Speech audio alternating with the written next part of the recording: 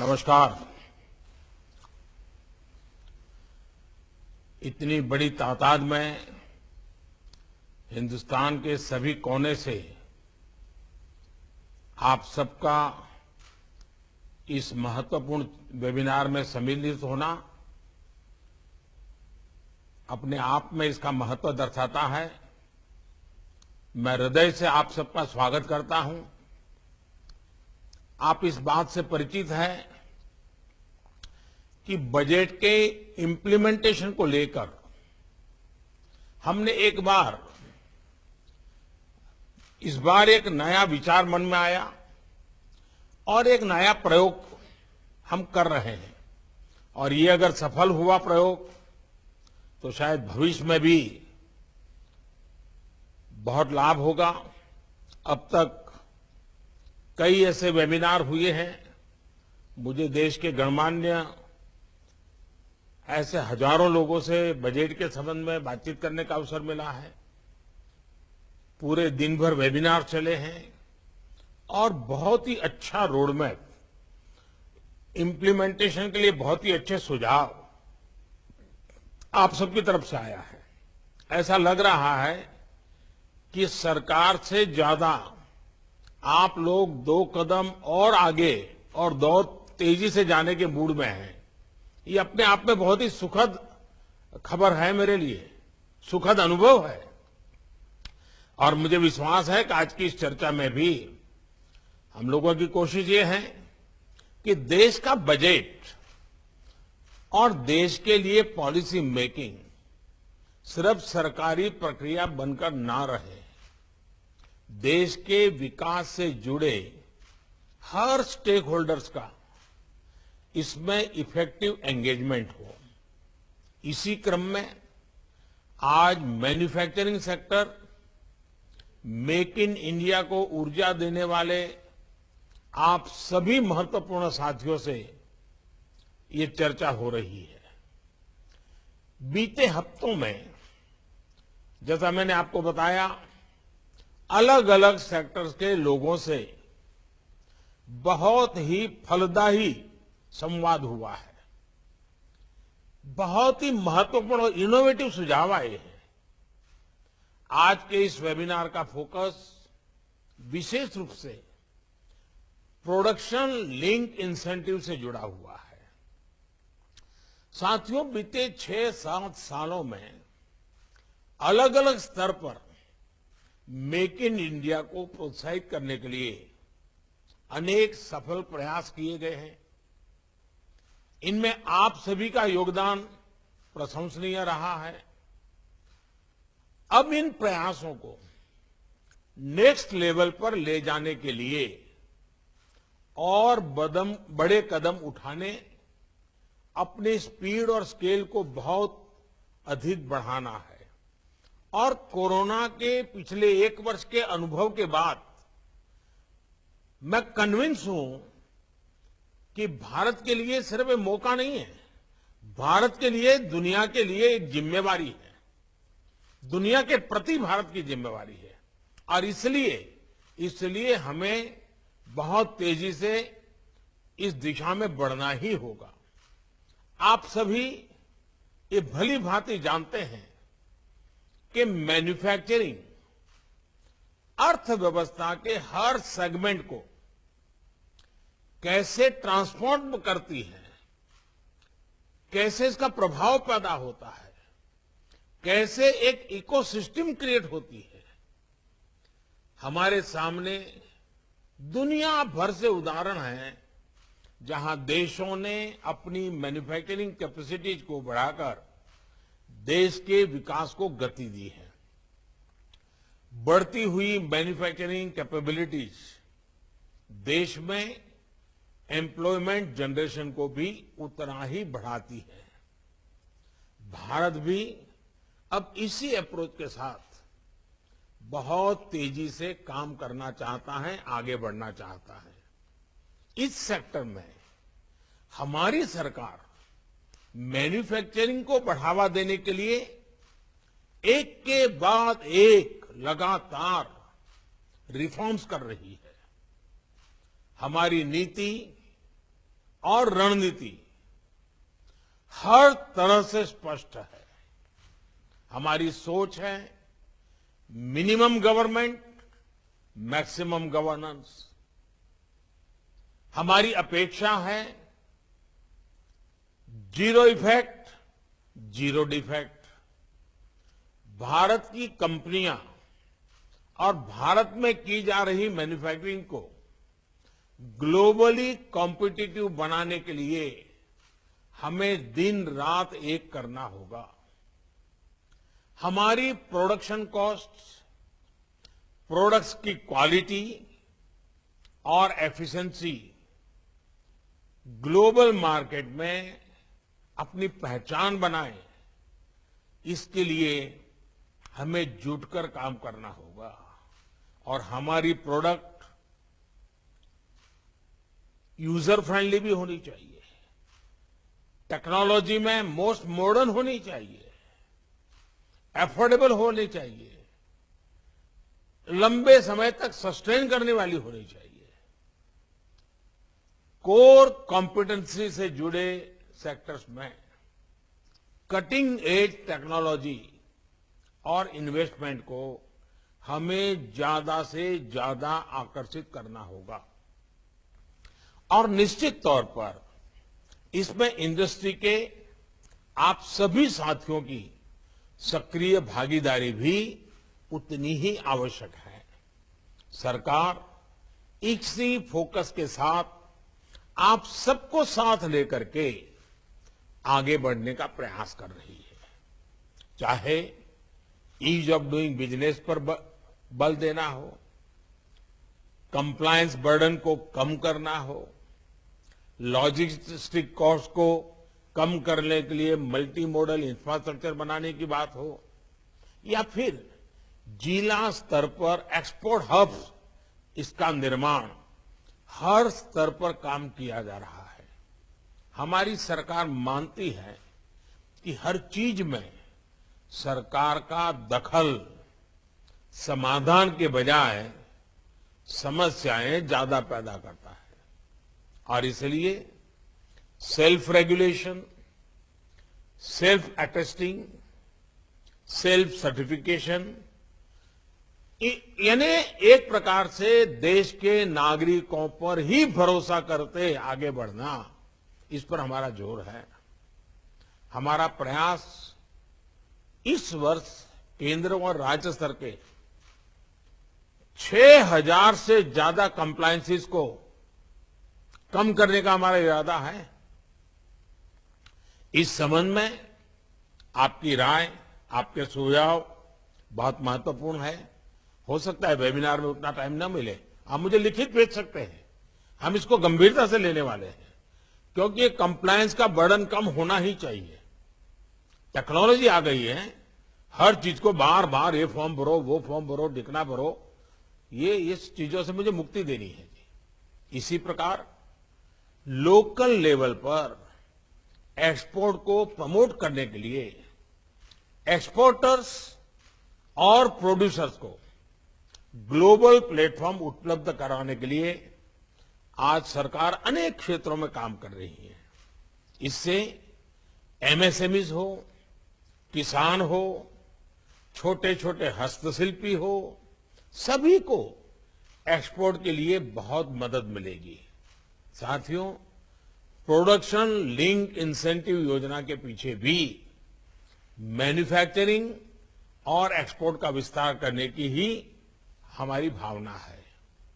दुनिया भर की मैन्युफैक्चरिंग कंपनियां भारत को अपना बेस बनाएं और हमारी घरेलू इंडस्ट्री, हमारे एमएसएमईज की संख्या और सामर्थ्य का विस्तार हो, इस सोच के साथ हम इस वेबिनार में कॉन्क्रीट योजनाओं को अगर रूप दे सकते हैं, तो जिस फिलॉसफी को लेकर के बजट आया है वो परिणामकारी सिद्ध होगा। इस योजना का मकसद अलग अलग सेक्टर्स में भारतीय उद्योगों की कोर कॉम्पिटेंसीज और एक्सपोर्ट में ग्लोबल प्रेजेंस का दायरा हमें बढ़ाना ही होगा। सीमित जगह पे, सीमित देशों में, सीमित आइटम लेकर के और हिंदुस्तान के 2-4 कोने में से ही एक्सपोर्ट, ये स्थिति हर प्रकार से बदलनी है। हिंदुस्तान का हर जिला एक्सपोर्ट में क्यों ना हो, दुनिया का हर देश भारत से इंपोर्ट क्यों न करता हो, दुनिया के हर देश में हर इलाके में क्यों ना हो, हर प्रकार की चीजें क्यों ना हो। पहले की योजनाओं और मौजूदा योजनाओं में आपने भी एक स्पष्ट अंतर देखा होगा। पहले इंडस्ट्रियल इंसेंटिव्स एक open ended input based subsidies का प्रावधान होता था। अब इसको एक कॉम्पिटिटिव प्रोसेस के माध्यम से टारगेटेड परफॉर्मेंस बेस्ड बनाया गया है। पहली बार 13 सेक्टर्स को इस प्रकार की योजना के दायरे में लाना हमारा कमिटमेंट दिखाता है। साथियों, ये पीएलआई जिस सेक्टर के लिए है उसको तो ये लाभ हो ही रहा है, इससे उस सेक्टर से जुड़े पूरे इकोसिस्टम का बहुत फायदा होगा। ऑटो और फार्मा में पीएलआई से ऑटो पार्ट्स, मेडिकल इक्विपमेंट्स और दवाओं के रॉ मटेरियल से जुड़ी विदेशी निर्भरता बहुत कम हो जाएगी। Advance cell batteries, solar PV modules और स्पेशलिटी स्टील, इसको मिलने वाली मदद से देश में एनर्जी सेक्टर आधुनिक होगा। हमारा अपना रॉ मटेरियल, हमारा अपना लेबर, हमारी अपनी स्किल, हमारा अपना टैलेंट, हम कितना बड़ा जंप लगा सकते हैं। इसी तरह टेक्सटाइल और फूड प्रोसेसिंग सेक्टर को मिलने वाली पीएलआई से हमारे पूरे एग्रीकल्चर सेक्टर को लाभ होगा। हमारे किसानों, पशुपालकों, मछुआरों यानी पूरी ग्रामीण अर्थव्यवस्था पर इसका सकारात्मक असर पड़ेगा, आय बढ़ाने में मदद मिलेगी। अभी आपने कल ही देखा है कि भारत के प्रस्ताव के बाद संयुक्त राष्ट्र ने, यूनाइटेड नेशंस ने वर्ष 2023 को यानी 2 साल के बाद 2023 को इंटरनेशनल ईयर ऑफ मिलेट्स घोषित किया है। भारत के इस प्रस्ताव के समर्थन में 70 से ज्यादा देश आए थे और फिर यूएन जनरल असेंबली में ये प्रस्ताव सर्वसम्मति से स्वीकार किया गया। ये देश का गौरव बढ़ाने वाली बात है। ये हमारे किसानों के लिए भी बड़ा अवसर है और उसमें भी खास करके छोटे किसान, जहां सिंचाई की सुविधाएं भी कम है और जहां पर मोटा अनाज पैदा होता है। इस मोटे अनाज का महात्म्य दुनिया तक पहुंचाने का काम यूएन के माध्यम से हमने जो प्रस्तावित किया वो 2023 के लिए स्वीकृत हुआ है। भारत के छोटे किसानों को, जहां सिंचाई उपलब्ध नहीं है, ऐसे दुर्गम इलाके की खेती को, हमारे गरीब किसान को ये मोटे अनाज की ताकत कितनी है, न्यूट्रिशन वैल्यू कितनी है, उसमें वैरायटीज कितनी हो सकती है, दुनिया में ये अफोर्डेबल कैसे हो सकती है, ये कितना बड़ा अवसर हमारे सामने है। जैसे हमने योग को दुनिया में प्रचारित, प्रसारित और प्रतिष्ठित किया, वैसे ही हम सब मिलकर के, खास करके एग्रो प्रोसेसिंग वाले लोग मिलकर के मिलेट्स यानी मोटे अनाज के लिए भी सारी दुनिया में पहुंच सकते हैं। वर्ष 2023 में अभी हमारे पास समय है, हम पूरी तैयारी के साथ विश्व भर में अभियान शुरू कर सकते हैं। जिस तरह से कोरोना से बचाने के लिए मेड इन इंडिया वैक्सीन है, वैसे ही लोगों को बीमार होने से बचाने के लिए भारत में पैदा हुए मिलेट्स भी, मोटा अनाज भी, उसकी न्यूट्रिशन वैल्यू भी उतनी ही उपयोगी होगी। मिलेट्स या मोटे अनाज की पौष्टिक क्षमता पर अब हम सभी उससे परिचित है। एक समय में रसोई में मिलेट्स बहुत प्रमुखता से होते थे। अब ये ट्रेंड वापस लौट रहा है। भारत की पहल के बाद यूएन द्वारा 2023 को इंटरनेशनल ईयर ऑफ मिलेट्स की घोषणा देश और विदेश में मिलेट्स की डिमांड तेजी से बढ़ाएगी।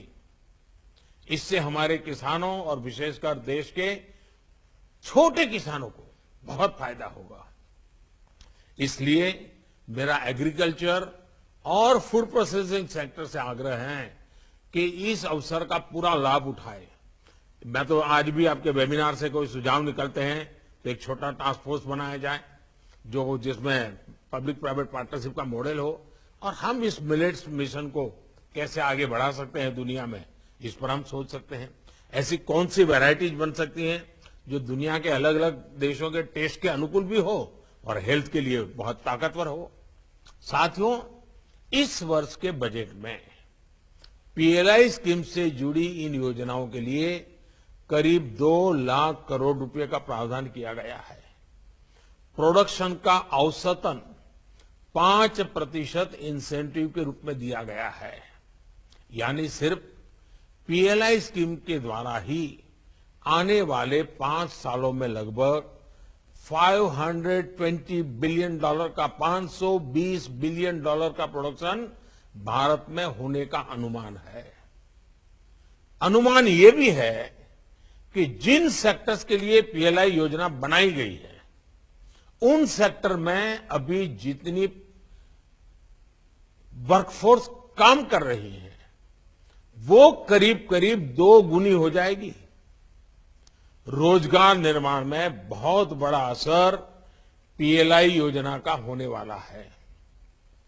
इंडस्ट्री को तो प्रोडक्शन और एक्सपोर्ट में तो लाभ होगा ही, देश में आय बढ़ाने से जो डिमांड बढ़ेगी उसका लाभ होगा, यानी 2 गुना फायदा। साथियों, पीएलआई से जुड़ी जो घोषणाएं की गई है उन पर तेजी से अमल हो रहा है। आईटी हार्डवेयर और टेलीकॉम इक्विपमेंट मैन्युफैक्चरिंग से जुड़ी 2 पीएलआई योजनाओं को कैबिनेट से स्वीकृति भी मिल चुकी है। मुझे विश्वास है कि इन सेक्टर से जुड़े साथियों ने इनकी असेसमेंट अब तक कर ली है। आईटी हार्डवेयर के मामले में आने वाले 4 वर्षों में करीब 3.25 ट्रिलियन रुपए के प्रोडक्शन का अनुमान है।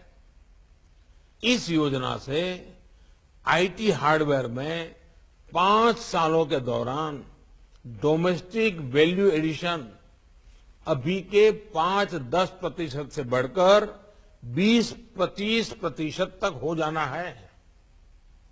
इसी तरह टेलीकॉम इक्विपमेंट मैन्युफैक्चरिंग में भी आने वाले 5 साल में करीब 2.5 लाख करोड़ रुपए की वृद्धि होगी। इसमें भी लगभग 2 लाख करोड़ रुपए का एक्सपोर्ट करने की स्थिति हम लोग उसका फायदा उठा सकते हैं। फार्मा सेक्टर में भी आने वाले 5-6 सालों में एक प्रकार से लाखों करोड़ रुपए से ज्यादा का इन्वेस्टमेंट पीएलआई के तहत होने की संभावना हम नकार नहीं सकते हैं। बड़ा लक्ष्य लेकर के चल सकते हैं। इससे फार्मा सेल में लगभग 3 लाख करोड़ रुपए और एक्सपोर्ट में करीब 2 लाख करोड़ रुपए की वृद्धि का अनुमान है।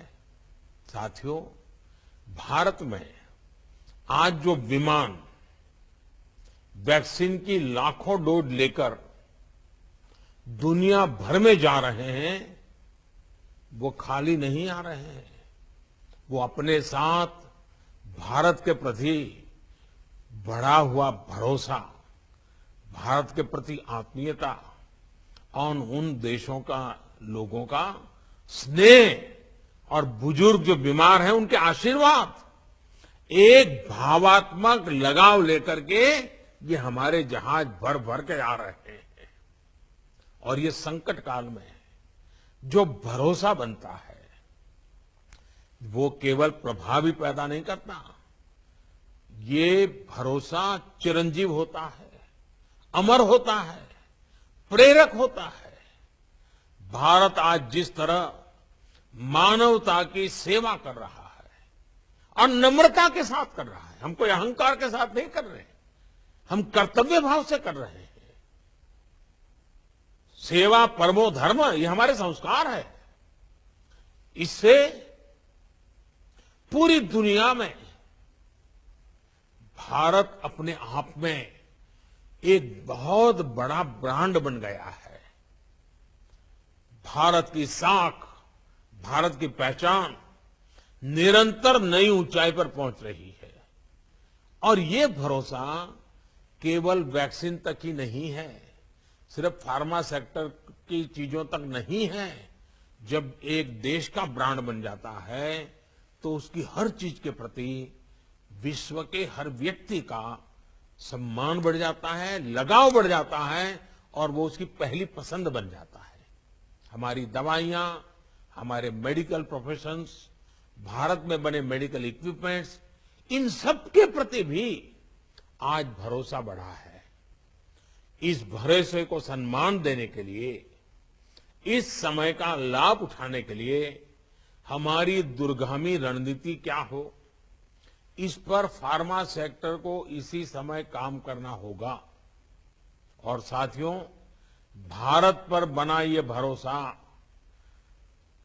हर सेक्टर ने इसके सहारे आगे बढ़ने की योजना का मौका छोड़ना नहीं चाहिए, मैं आपको बताता हूं।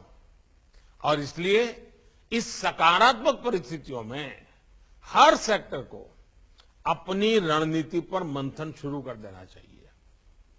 ये समय गंवाने का नहीं, ये समय पाने का है, देश के लिए हासिल करना है, आपकी अपनी कंपनी के लिए अवसर है। और साथियों, ये बातें जो मैं कह रहा हूं, ये करना जरा भी मुश्किल नहीं है। पीएलआई स्कीम की सक्सेस स्टोरी इनको बिल्कुल सपोर्ट करते हैं, हाँ ये सत्य है, संभव है। ऐसी एक success story electronics manufacturing sector की भी है। पिछले साल हमने मोबाइल फोन और इलेक्ट्रॉनिक कंपोनेंट्स के निर्माण के लिए पीएलआई स्कीम लॉन्च की थी। पैंडेमिक के दौरान भी इस सेक्टर में बीते साल 35,000 करोड़ रुपए का प्रोडक्शन हुआ। यही नहीं, कोरोना के इस कालखंड में भी इस सेक्टर में करीब करीब 1300 करोड़ रुपयों का नया इन्वेस्टमेंट आया है। इससे हजारों नई जॉब्स इस सेक्टर में तैयार हुई है। साथियों, पीएलआई स्कीम का एक व्यापक असर देश के एमएसएमई इकोसिस्टम को होने वाला है।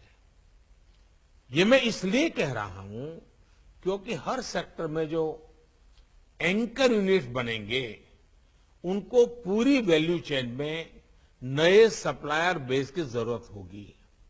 ये जो एंसिलरी यूनिट्स हैं, ये ज्यादातर एमएसएमई सेक्टर में ही बनेगी।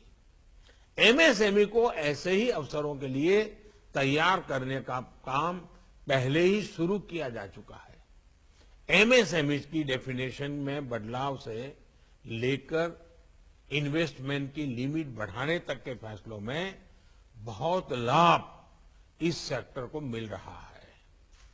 आज के दिन हम यहां जब बैठे हैं तो हमें आपके प्रोएक्टिव पार्टिसिपेशन की भी अपेक्षा है। पीएलआई से जुड़ने में अगर कहीं आपको दिक्कत आ रही है, अगर कुछ इसमें सुधार हो सकते हैं, जो जरूर अपनी बातें आपको लगती हैं, आप जरूर रखें, मेरे तक भी पहुंचाएं। साथियों, मुश्किल समय में हमने दिखाया है कि सामूहिक प्रयासों से हम बड़े बड़े लक्ष्य हासिल कर सकते हैं। कोलैबोरेशन की यही अप्रोच आत्मनिर्भर भारत का निर्माण करेंगी। अब इंडस्ट्री के आप सभी साथियों को आगे बढ़कर नए अवसरों पर काम करना है। इंडस्ट्री को अब देश और दुनिया के बेस्ट क्वालिटी गुड्स बनाने पर फोकस बढ़ाना है। इंडस्ट्री को fast moving, fast changing world की जरूरतों के हिसाब से इनोवेट करना होगा। R&D में अपनी भागीदारी बढ़ानी होगी। मैन पावर की स्किल अपग्रेडेशन और नई टेक्नोलॉजी के उपयोग में भारत की इंडस्ट्री को और बढ़कर काम करना होगा। तभी हम ग्लोबली कॉम्पिटेंट हो पाएंगे। मुझे विश्वास है कि आज के इस मंथन से make in India, make for the world, इस सफर को आप सभी के विचारों, आप सभी के सुझावों, इससे नया बल मिलेगा, नई ताकत मिलेगी, नई गति मिलेगी, नई ऊर्जा मिलेगी। मैं फिर आग्रह करूंगा कि आपको जो भी समस्याएं आ रही हैं, रिफॉर्म्स को लेकर जो भी आपके सुझाव हैं, वो मुझे जरूर पहुंचाइए, खुले मन से पहुंचाइए। सरकार आपके हर सुझाव, हर समस्या के समाधान के लिए तैयार है। मैं एक बात और कहूंगा, सरकार की इंसेंटिव स्कीमें, व्यवस्थाएं जो भी हो, आपको कभी सीधा साधा लगता है कि दुनिया में जो माल है उससे हमारा सस्ता हो तो बिकेगा, ये अपनी जगह पे सही होगा, लेकिन ये मान के चलिए इन सबसे बड़ी ताकत होती है क्वालिटी की। हमारी प्रोडक्ट कितनी कंपटीशन में क्वालिटी में खड़ी रहती है, फिर दुनिया 2 रुपया ज्यादा देने के लिए तैयार हो जाती है। आज भारत एक ब्रांड बन चुका है। अब आपको सिर्फ अपनी प्रोडक्ट की पहचान बनानी है। आपको ज्यादा मेहनत नहीं पड़ेगी। अगर मेहनत करनी है तो प्रोडक्शन क्वालिटी पर करनी है। पीएलआई का ज्यादा फायदा, पीएलआई में और अधिक बेनिफिट मिले उसमें नहीं है। पीएलआई का ज्यादा फायदा प्रोडक्शन की क्वालिटी पर बल देने में है। इस पर भी आज की चर्चा में ध्यान देंगे, बहुत लाभ होगा। मैं आप इतनी बड़ी तादाद में इस बार जुड़ रहे हैं, आप दिन भर बैठने वाले हैं, मैं ज्यादा समय आपका लेता नहीं हूं।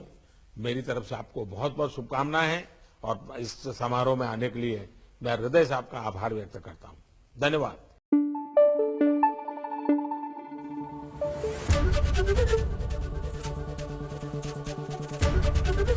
एबीपी न्यूज आपको रखे आगे।